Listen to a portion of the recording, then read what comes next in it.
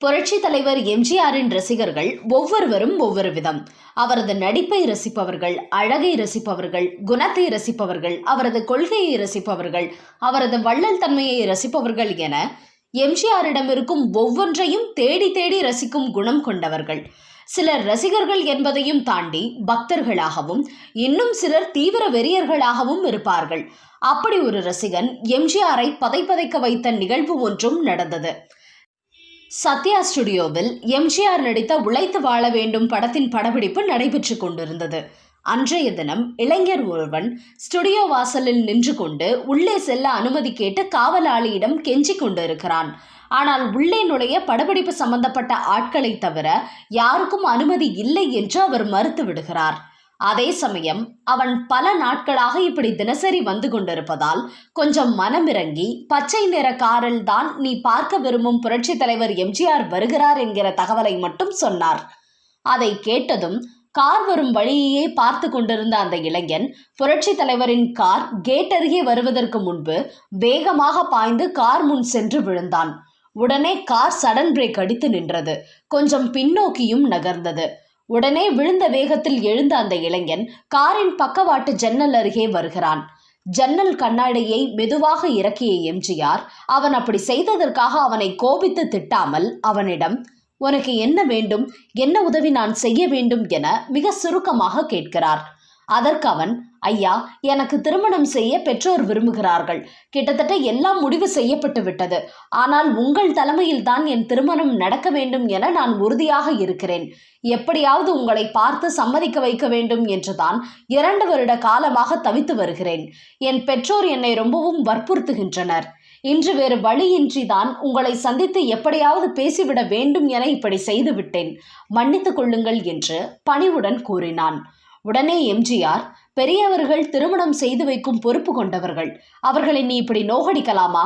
சரி, திருமணம் எப்போது வைப்பதாக உத்தேசம் என கேட்டதற்கு, நீங்கள் சொல்லும் தேதிதான் என்னுடைய திருமண தேதி என்று கூறினான் அந்த இளைஞன்.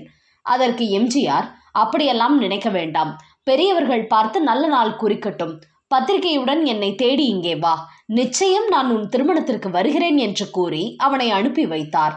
வானத்தில் ரெக்கை கட்டி பறந்த அவன் 3 நாட்களில் பத்திரிகையுடன் மீண்டும் சத்யா ஸ்டுடியோவுக்கு எம்ஜிஆரை தேடி வந்தான். இந்த முறை காவலாளி அவனுக்கு ராஜ வரவேற்பு அளித்து உள்ளே அழைத்து சென்றார். அப்போது படப்பிடிப்புக்கு தயாராகி கொண்டிருந்த எம்ஜிஆர் பத்திரிகையை வாங்கி பார்த்து, வரும் 9ஆம் தேதி 9:30 மணிக்கு முகூர்த்தம் என்று இருப்பதை பார்த்துவிட்டு அங்கிருந்த தனது உதவியாளரிடம் சரியாக 9ஆம் தேதி ஞாபகப்படுத்து என்று கூறி தனது மேக்கப் பெட்டியில் அந்த பத்திரிகையை சொருகி வைத்தார். அதன் பிறகு அந்த இளைஞனிடம், போய் கல்யாண வேலைகளை கவனி, கவலைப்படாதே, நிச்சயம் நான் வருகிறேன் என்று கூறினார். திருமண நாளும் வந்துவிட்டது. தாலி கட்டும் நேரம் நெருங்கும் நிலையில் எம்ஜிஆர் இன்னும் வரவில்லை. உடனே பையனின் பெற்றோர் தங்களது மகனை ஏக வசனத்தில் திட்ட ஆரம்பித்து விட்டார்கள். நீ என்ன பெரிய ஆளா? உன்னுடைய திருமணத்திற்கெல்லாம் அவர் வருவாரா என்று எப்படி நீ நம்பலாம்? உன்னை சமாதானப்படுத்துவதற்காக அப்படி சொல்லி இருப்பார். அவருக்கு எவ்வளவோ வேலைகள் இருக்கும். அதனால் நீ பேசாமல் குறித்த நேரத்தில் தாலியை கட்டு என்று வற்புறுத்த தொடங்குகிறார்கள்.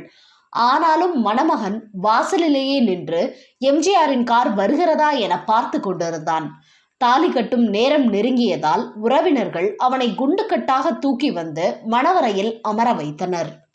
ஆனால் செத்தாலும் சரி, என் தலைவர் வராமல் நான் தாலி கட்ட மாட்டேன் என கூறிவிட்டு, அவர் ஏன் வரவில்லை என அவரையே கேட்டு வருகிறேன் என கூறி சத்யா ஸ்டுடியோவிற்கு நடக்க ஆரம்பித்து விட்டான். போரூரிலிருந்து அடையாறு சத்யா ஸ்டுடியோ நீண்ட தூரம் என்றாலும் அவன் அது பற்றி எல்லாம் யோசிக்கவில்லை. இங்கே இவ்வளவு கலைபரங்கள் நடந்து கொண்டிருக்க அங்கே எம்ஜிஆர் அன்றைய தினம் படப்பிடிப்பிற்காக காலை 8 மணி அளவில் வழக்கம் போல தயாராகி கொண்டிருந்தார். அப்போது ஏதேச்சையாக தனது மேக்கப் பெட்டியை பார்த்தவர் அங்கே சொருகி வைக்கப்பட்டிருந்த திருமண பத்திரிகையை கவனிக்கிறார். அதை எடுத்து பார்த்ததும் தான் அவருக்கு அந்த இளைஞனின் திருமணம் ஞாபகத்திற்கு வருகிறது. உடனே பதறிப்போய் தனது உதவியாளரை அழைத்து, இந்த திருமணம் பற்றி ஞாபகப்படுத்த சொன்னேனே, ஏன் ஞாபகப்படுத்தவில்லை என கடுமையாக திட்டுகிறார். அந்த உதவியாளரும் மறந்துவிட்டேன் என்று பதில் சொல்ல முடியாமல் தவிக்கிறார். எம்ஜிஆர் படப்பிடிப்பிற்காக தார்பாய்ச்சி வேட்டி கட்டி சில்க் ஜிப்பா சட்டையெல்லாம் போட்டு மேக்கப்புடன் தயாராக இருந்தவர் உடனடியாக தனது டிரைவரை காரை எடுக்க சொல்லி ஏறி அந்த திருமணம் நடக்கும் இடத்திற்கு விடச் சொன்னார். அவர் அந்த குறிப்பிட்ட இடத்திற்கு கொஞ்சம் முன்னால் சென்றபோது இனிமேல் கார் அந்த வழியாக போகாது என்பதும் கொஞ்ச தூரம் நடந்துதான் போக வேண்டும் என்கிற இக்கட்டான சூழல் இருந்தது. எதையும் யோசிக்காத எம்ஜிஆர் விடுவிடு என இறங்கி அந்த பாதை வழியே திருமண வீட்டை நோக்கி நடக்க ஆரம்பித்து விட்டார். அப்போது திருமணத்திற்காக சென்று கொண்டிருந்த மக்கள் இப்படி மக்கள் திலகம் எம்ஜிஆரே அதுவும் சினிமா உடையுடன் தங்களது கிராமத்திற்குள் நடந்து வருவதை பார்த்து ஆச்சரியப்பட்டு போனார்கள். நேராக கல்யாண வீட்டிற்கு சென்ற எம்ஜிஆர் அங்கே மணமகனை காணாது திகைத்து போனார். எங்கே என்று விசாரிக்க, உங்களை தேடிதான் அவன் சத்யா ஸ்டுடியோ போயிருக்கிறான் என்று அங்குள்ளவர்கள் கூறினார்கள். உடனடியாக தனது டிரைவரை விட்டு அந்த இளைஞனை அழைத்து வர செய்தார். அதன் பிறகு அவன் வந்ததும் அவனை செல்லமாக கடிந்து கொண்ட எம்ஜிஆர் மணவரையில் அவனை அமர செய்து தாலி எடுத்து கொடுத்து அந்த திருமணத்தை நடத்தி வைத்தார். இத்துடன் முடியவில்லை, விஷயம் இன்னும் இருக்கிறது. திருமணம் முடிந்ததும் 2 ரூபாய் நோட்டுக்கட்டுகளை அவனிடம் கொடுத்த எம்ஜிஆர் அவனது காதில் ஏதோ ஒரு விஷயத்தை கிசுகிசுத்துவிட்டு அங்கிருந்து கிளம்பி சென்றார். மறுநாள் சத்யா ஸ்டுடியோவில் படப்பிடிப்பு நடைபெற்று கொண்டிருந்தது. இன்னொரு பக்கம் எம்ஜிஆர் தடபுடலாக விருந்து தயாரிக்க உத்தரவிட்டிருந்தார். சரியாக மதிய உணவு நேரம் வந்ததும் அங்கே ஒரு கார் வந்து நின்றது. அதில் அந்த மணமக்கள் வந்து இறங்கினார்கள். அங்கே அனைவரும் அமர்ந்து உண்ணும் விதமாக டேபிள் எல்லாம் போடப்பட்டிருந்தது. சிம்மாசனம் போன்று 3 நாற்காலிகள் தனியாக போடப்பட்டிருந்தன. அந்த நாற்காலியில் இடதுபுறம் மணமகளையும் வலதுபுறம் மணமகனையும் அமர வைத்து தானும் அவர்களுடன் அமர்ந்து சமபந்தி விருந்து உண்டு அவர்களை இன்னும் மகிழ்ச்சிப்படுத்தினார் எம்ஜிஆர். அது மட்டுமல்ல, விருந்து முடிந்து அவர்கள் கிளம்புவதற்குள் கட்டில், பீரோ, பாத்திரங்கள் என சீர்வரிசை ஏற்றிக்கொண்டு ஒரு வேனும் வந்து நின்றது. அத்துடன் மணமக்களையும் வாழ்த்தி வழி அனுப்பி வைத்தார் எம்ஜிஆர். யாரோ முன்பின் தெரியாத சாதாரண இளைஞன்தானே என்று நினைக்காமல் எம்ஜிஆர் தனது திருமணத்தை நடத்தி வைத்ததற்கு அந்த இளைஞன் ஒரு முட்டாள்தனமான விதத்தில் நன்றி கடன் செலுத்தினான். எப்படி தெரியுமா? ஒரு காலகட்டத்தில் எம்ஜிஆர் உடல்நலக்குறைவால் அப்பல்லோ மருத்துவமனையில் சிகிச்சை பெற்று வந்தபோது அவர் நல்லபடியாக குணமடைந்து திரும்ப வேண்டும் என்பதற்காக கோவிலில் தீ மிதித்ததுடன் அல்லாமல் வேண்டுதலுக்காக தனது ஒரு கையையும் வெட்டி கொண்டான் அந்த இளைஞன். அன்றைய நாட்களில் இந்த நிகழ்வு பரபரப்பாக பேசப்பட்டது. எம்ஜிஆரின் ரசிகர்கள் எல்லாம் ரசிகர்கள் அல்ல, அவரை தெய்வமாக பூஜிக்கும் பக்தர்கள் என்றே சொல்லலாம். அதற்கு இந்த சம்பவமும் ஒரு உதாரணம்.